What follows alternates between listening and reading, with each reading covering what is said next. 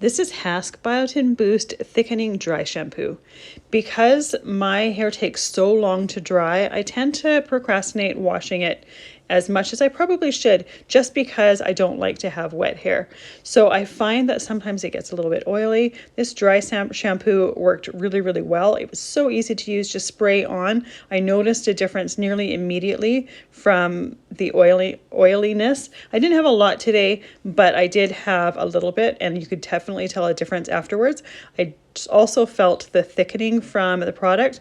Personally, I don't necessarily need that thickening, but I did notice it once I was done.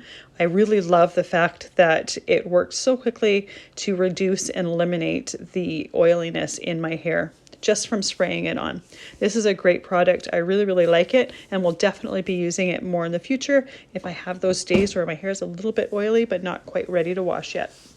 I can definitely see this becoming a staple that gets used quite regularly.